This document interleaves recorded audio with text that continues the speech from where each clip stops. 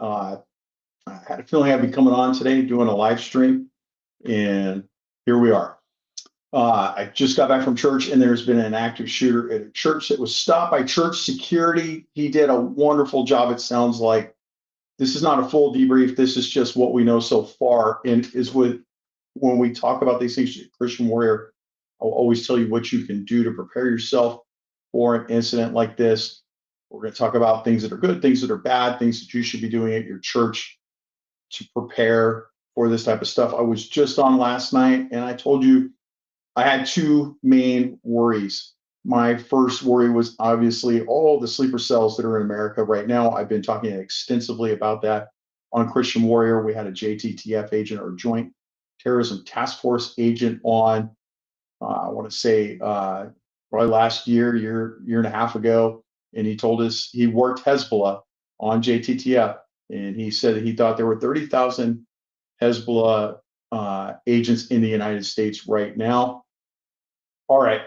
This the other thing that I was worried about was a lone wolf attacker, and that is just something that's just somebody that hears the call from ISIS, from Al Qaeda, and all the other crazy groups out there to go attack Christians and Jews. Here we are. I'm going to talk about the incident first. A church security guard was shot, but he also returned fire and killed the man. Or, well, let me double check it. I think he killed the guy.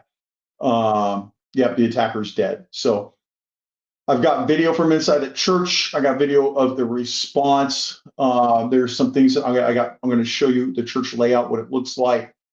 We're going to talk about some things that people said last night, which I think are absolutely ridiculous, that are trying to minimize what's going on.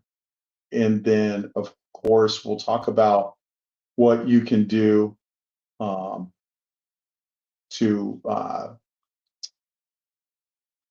stop something if it happens in the future to you. Sorry, I'm working on multiple platforms. I'm just trying to make sure I got everything there for you. All right, let's go ahead and switch on over, and let's look at this incident. I put this up on my X account. I am Christian 50, Christian, and then FIVEOH. You follow me there. But let's watch what happened inside of the church, just so that we can see what they looked at, and then we'll talk about what happened.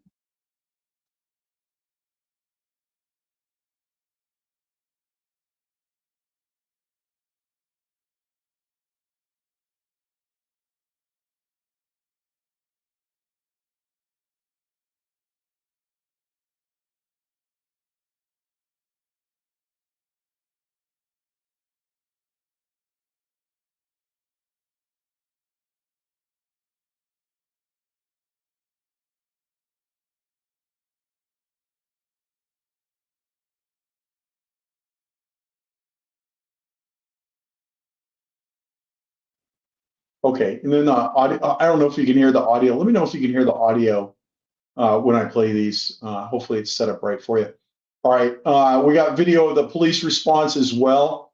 You know what, let me back up. Let's talk a little bit about what happened real quick. So this happened just after 11 a.m.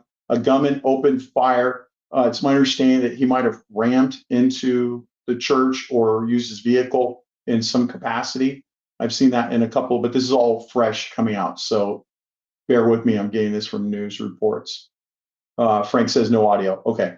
I'll figure that out. So this happened in Cross Point Community Church in Wayne, Michigan. It's a small city outside of Detroit. About 150 people were attending the service when the shooter entered the sanctuary and shot the church's security guard in the leg.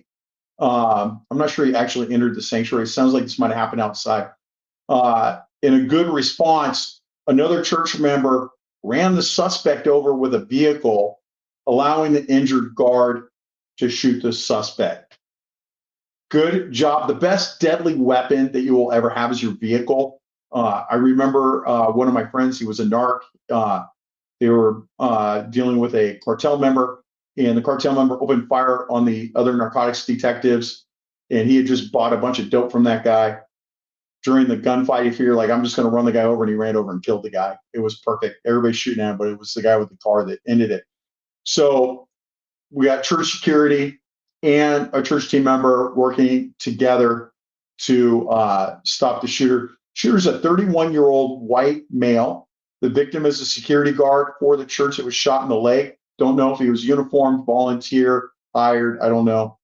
Uh, but we got a hero out of all this. Besides the church security member, we got the guy who ran over the suspect. There are no other fatalities besides the attacker. Um, so this is the threat that let's go back before I start talking about the threats again and why we're at red. Let's look at this really quick. This is just an overall view of the response from some Detroit area news stations.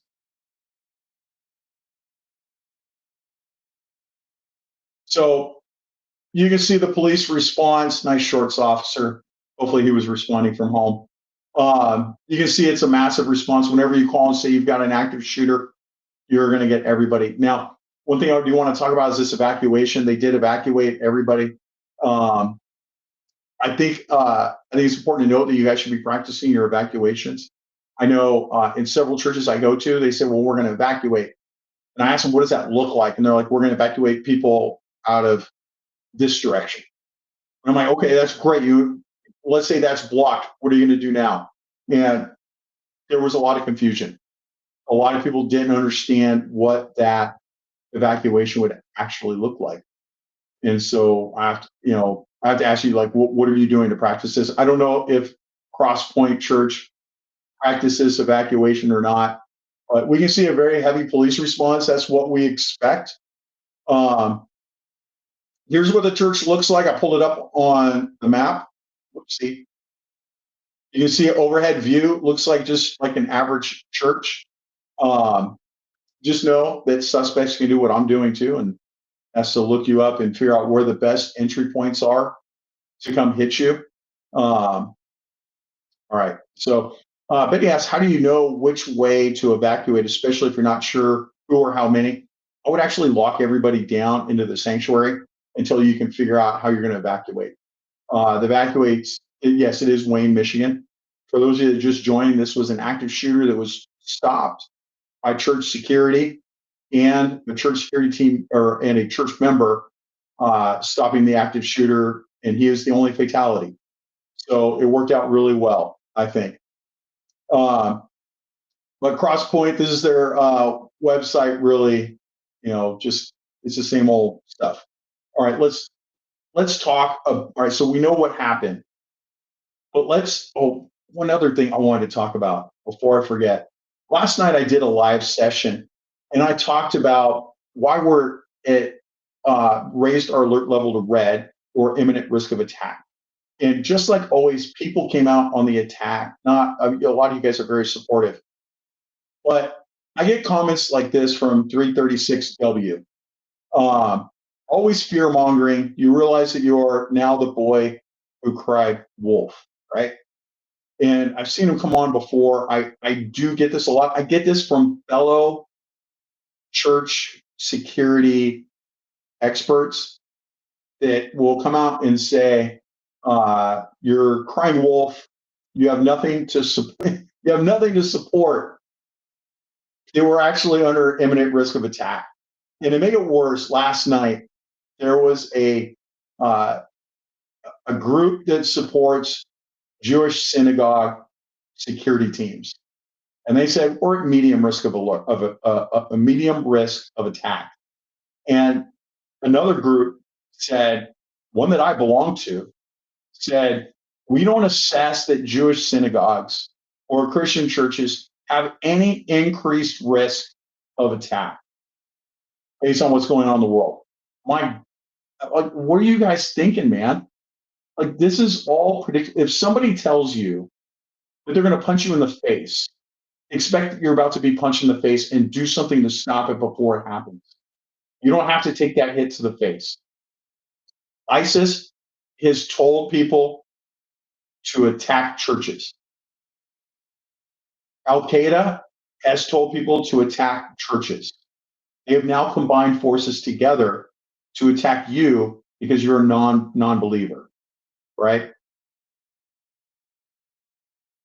So I don't. If they're telling you that they're going to do this, and then Iran has told us if we go to war with America, and we're going to ask Hezbollah to unleash all the sleeper cells in America right now. And I've heard people say, well, we're not at war. Only Congress can do war. We're not at war. We dropped some bombs. Well, tell that to the Iranians.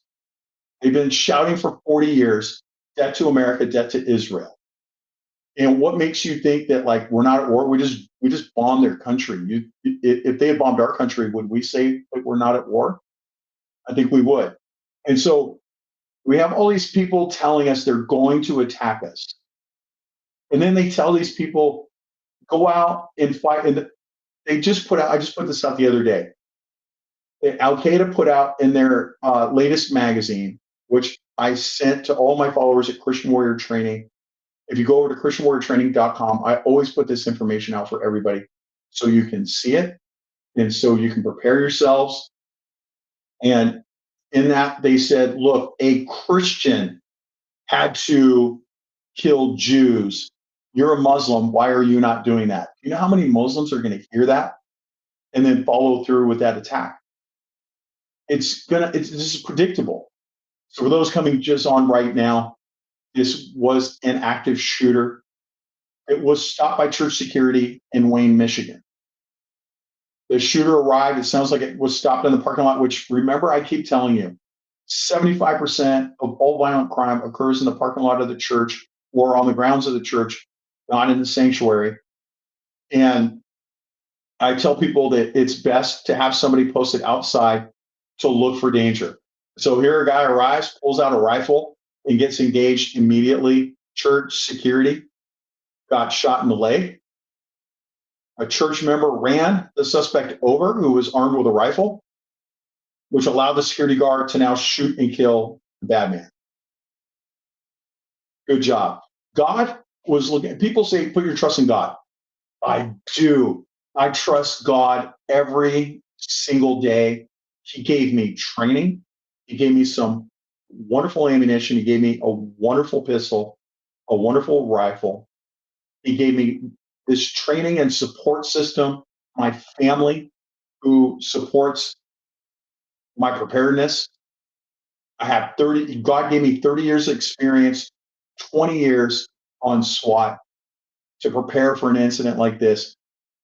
God is giving you these opportunities. Are you taking them? Put your trust in God and take that training. Put your trust in God and buy that nice pistol.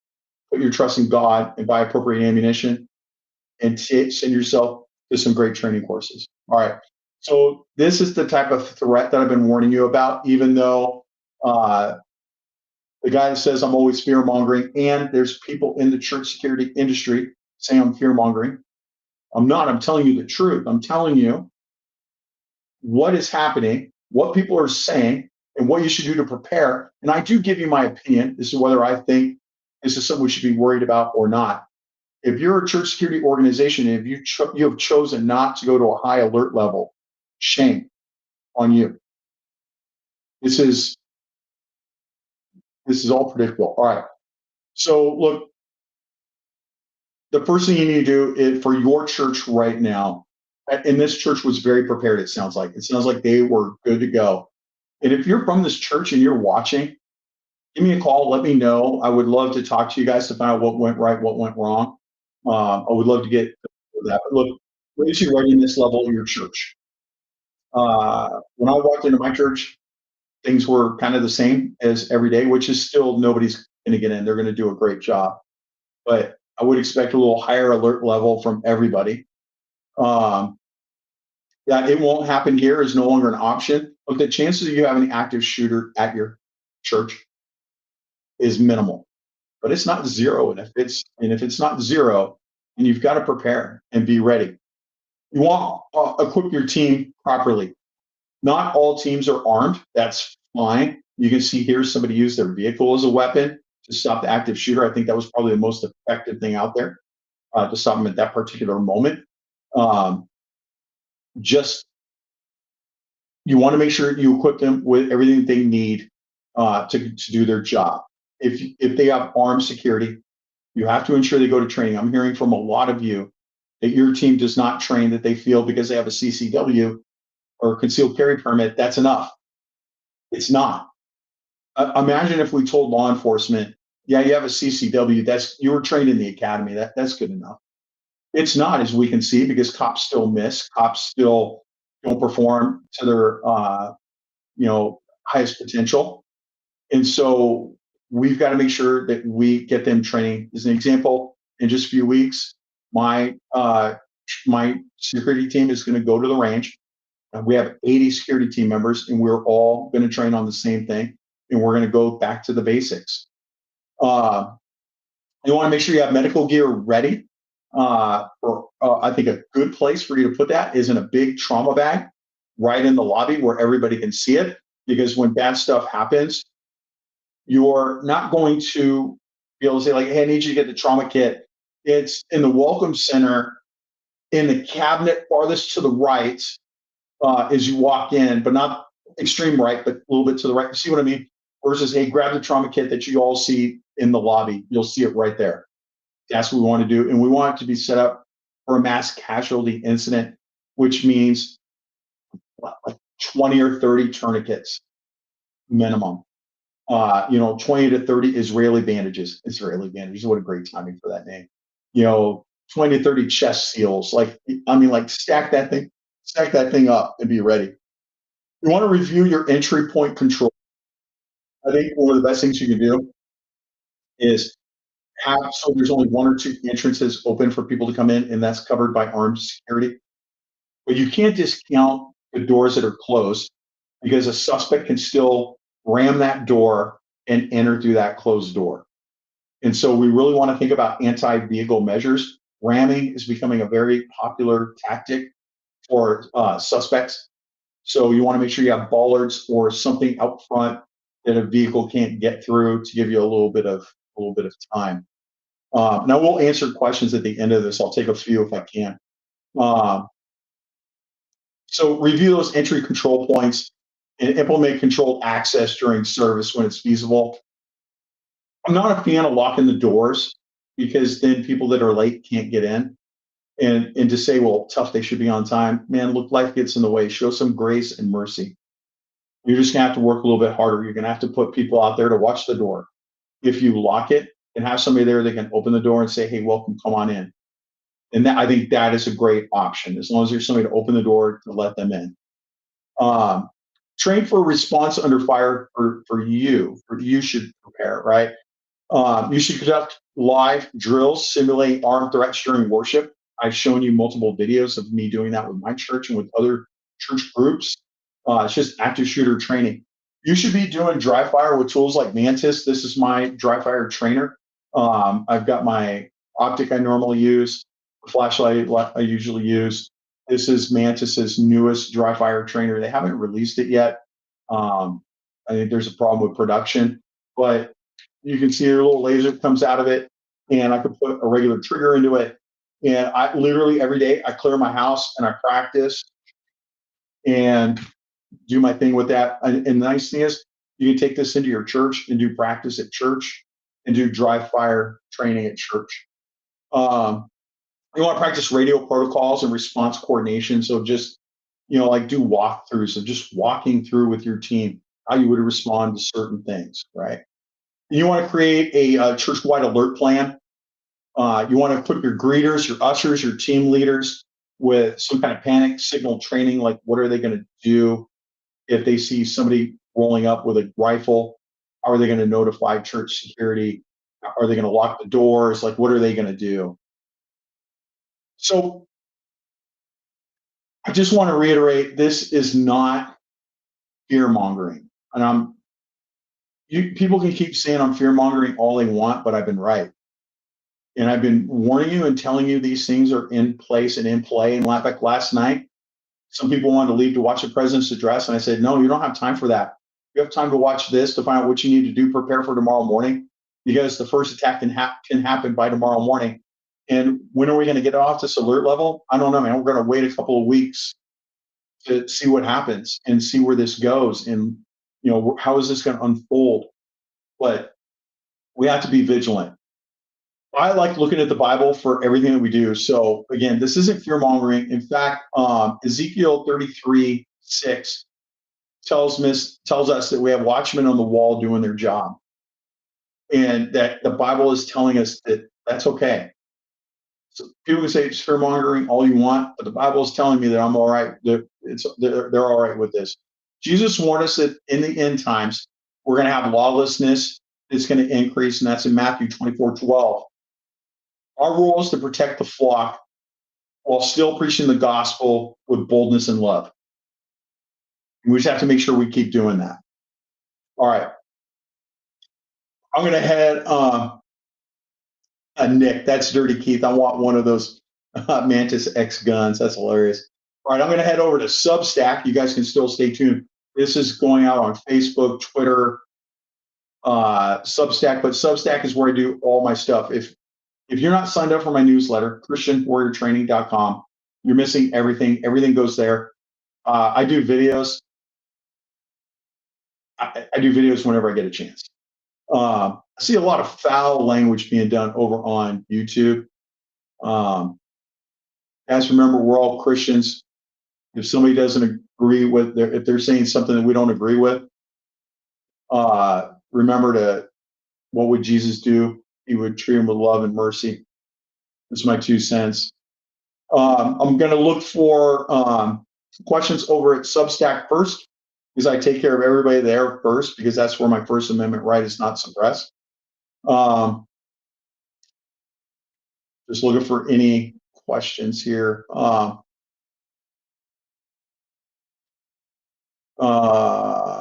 Everybody's got good words of encouragement.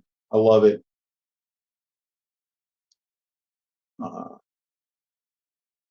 Sorry, just looking for questions here. Good support. People doing good Christians support messages. I love it. Hey, thank you for that super like. I really appreciate it. That actually helps. If you guys want to support what I'm doing, head over to christianwarriortraining.com, do a paid subscription. That helps out a lot. But don't worry about that. So those of you that are coming back in, we had an active shooter at a church in Wayne, Michigan. The active shooter was stopped. He engaged church security. A church member ran the suspect over during that shooting, which allowed the church security team member to now shoot and neutralize the suspect. There are no fatalities except for that one suspect. All right. So L chapter asks the question, do I think this attack is from Iran? It sure doesn't sound like it. What this sounds like is a lone wolf attacker, is what it sounds like to me. Let me show you this. I guess I can show. There you go. L chapter. Do you think this is attack on from the attack on Iran? I think it's a lone wolf attacker. I think he probably sees what's going on in the world, and this is his way of lashing out. But we'll find out later. This will all come out in the next couple of days. I know some cops in the Wayne area will go ahead and contact me and give me the inside scoop, but this is what we know right now. We got Lisa, you're not crying wolf. I get pushback too from family and church people for my sleeper cell concerns. Keep up the good work. Lisa, thank you. Keep up the good fight. The Bible, Ezekiel, is a great place to go for this. It tells us that we have to have watchmen on the wall protecting our churches. And part of that is sharing intelligence and with each other and letting us know what each is going on.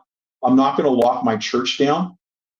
I'm not going to keep people from coming and praying. I'm going to be extra watchful for what's going on out there right now. And here we go. We got a great comment. Justinian. Some of us are not only Christians, but veterans also. Veteran. And we need to rely on our veterans and our law enforcement, our retired law enforcement.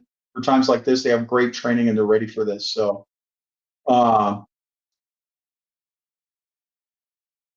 so another thing, this is going to come up quite often. Do we know if this was a sleeper cell? Yeah, I can tell you it wasn't a sleeper cell. If it was a sleeper cell, you would have seen three to up to 10 people conducting a multi-pronged attack. And my understanding from friends that are working JTTF right now, Joint Terrorism Task Force, is that they believe that the sleeper cells do come together, it's going to be like Mumbai, India, where it's going to be multiple cells attacking a place, overwhelming first responders. I'm going to go to the range later today with my son. He got a new gun that we're going to go play around with. But I'm thinking about shooting some video on telling you what my loadout looks like at this particular moment, because I know that law enforcement is going to get overwhelmed, and it could be that there's an active shooter somewhere in your city, and there's nobody to respond to it because they're tied up with another active shooter.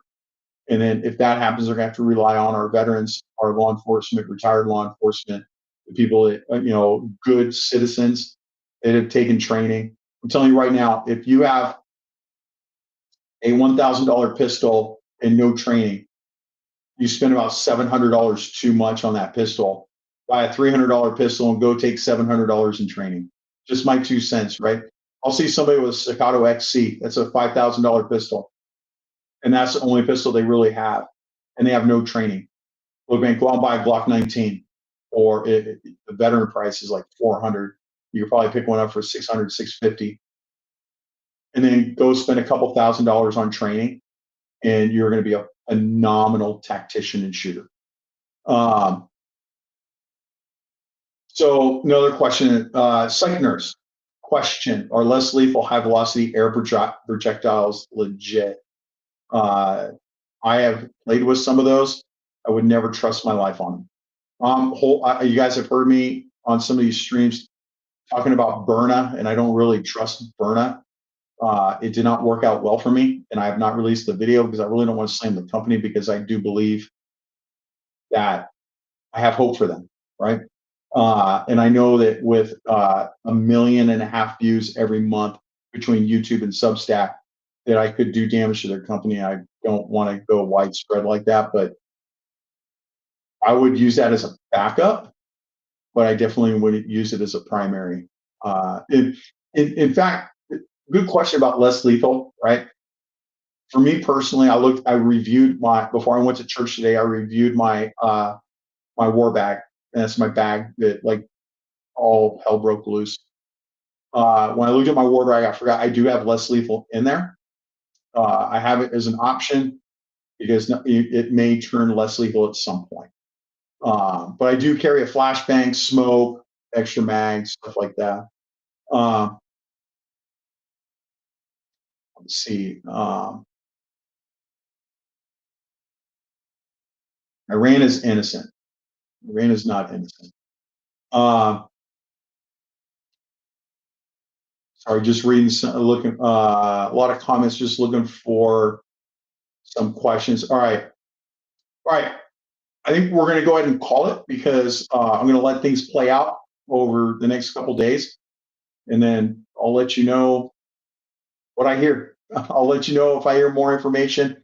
If you're watching this on any platform other than Substack, head over to ChristianWarriorTraining.com.